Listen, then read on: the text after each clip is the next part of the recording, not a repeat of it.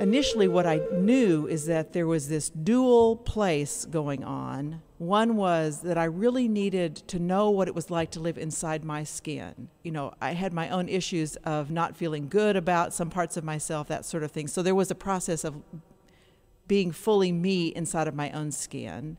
And simultaneously, I really wanted to step out of my own skin and experience and really hear what other people's experiences were. So that dual place, that's what I was working with when I first started imagining working with this book.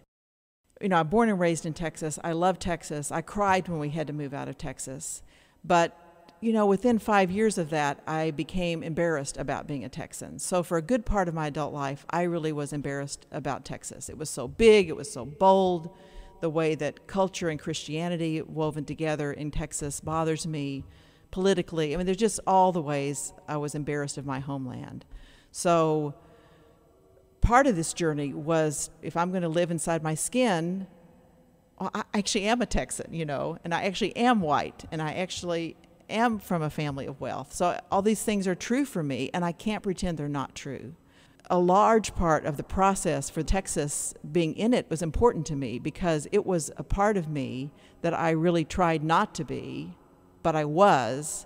And in the process of writing the book and also traveling back to my homeland at my 53rd birthday, back to the house that I was born in, something shifted where I can see the fullness of what it means to be a Texan. I'm not whitewashing anything about the truth of the fullness, but I no longer can only see the bad parts or the parts I didn't agree with.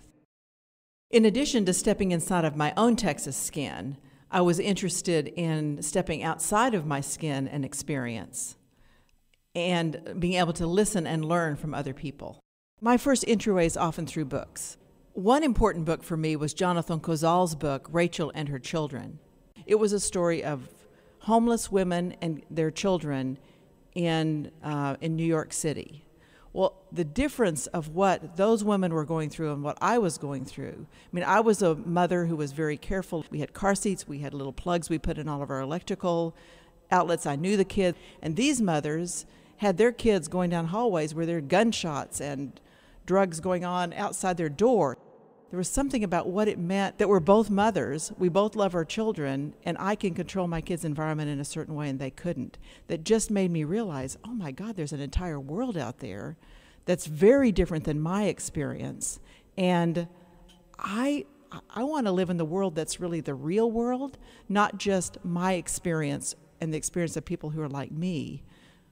But I had never heard any of those stories anywhere. So, you know, I wanted to hear stories of other people's experiences, that were different than mine.